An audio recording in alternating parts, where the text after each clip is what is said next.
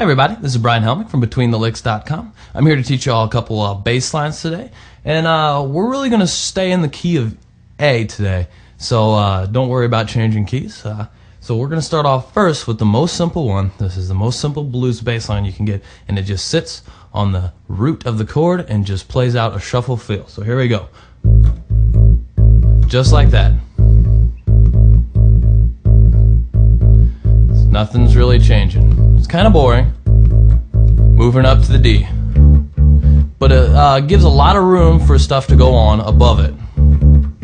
And that's really the bassist's job, is to leave room, but to keep the foundation solid. Up to the E, D,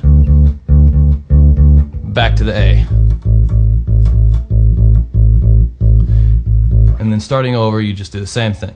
Now that one's pretty much the easiest one you can do. Sometimes it's easy to get lost in it, but for the most part, it's pretty simple. You're just staying on one note. Probably the most popular blues bass line is definitely the root, the third, and the fifth, and it sounds like this. Sounds familiar.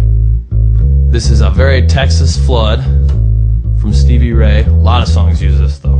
Now moving up to that 4 chord, the D. Same pattern. Back down to the I chord or the A.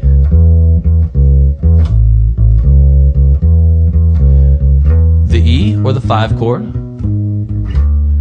The D or the 4 chord. And then back to the A again. And then that's starting over, do the exact same pattern. Now that one's pretty popular. You'll see that a lot in many blues styles. But another one we could do is the drop blues, and that one has the exact same feel. It's a 4-note pattern, just like that classic blues we just played a second ago. But it's dropping, according to its name. It's quite accurate. It just drops in the bass line. So here we go. It goes like this. Going from the root, the flat 7th, the 6th, and the 5. And now we're going to go up to that D, or the back to the A. Now we're going to go up to that E, D.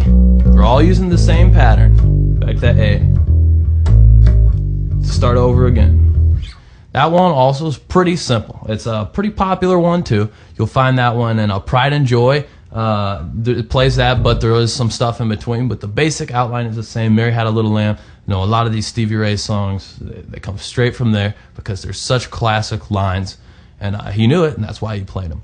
So we're going to go to a B.B. King kind of style, and it's kind of the slow minor, but it's a straight feel without that shuffle. And we're going to stay in minor, but it's going to stay in A, but we're going to go minor key. So here we go. It goes like this. Has that little bump note that leads into the root and the 5th. D,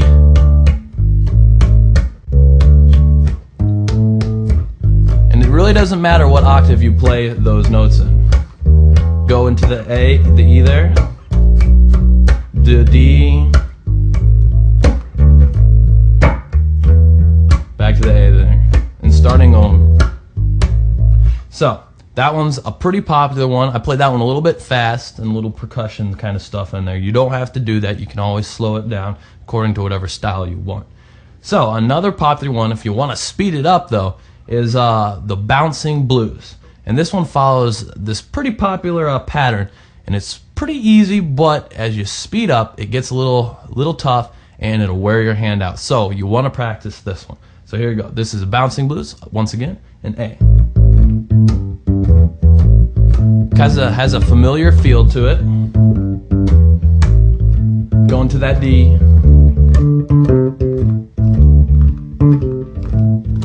Back to the A. To the E there. D again. Back to A to finish it off, and just starts all over again. So there are 4 basic lines, and then that 5th one, which was just playing the root over and over again. Basically 5 lines for you to use to spice up some of the stuff that you do, and you can always mix them up. and get the style that you want, or the effect you want, depending on where you're at in the song. If you want a little more color tone, you would use before you would use. But if you want something real driving, you might want to stick with that. Or if you want something that really kind of feels, you know, bouncy and happy, you'd want to use that one. If you want something minor, use that one. It just depends on what you want. So just pick those out, practice those, and give them a shot. You know, practice makes perfect. So keep going. Get that hand used to playing a lot of notes repeatedly, because that's what bass does. It has to be right on the money. So thanks for watching my lesson. There'll be more coming up, so you have a good day.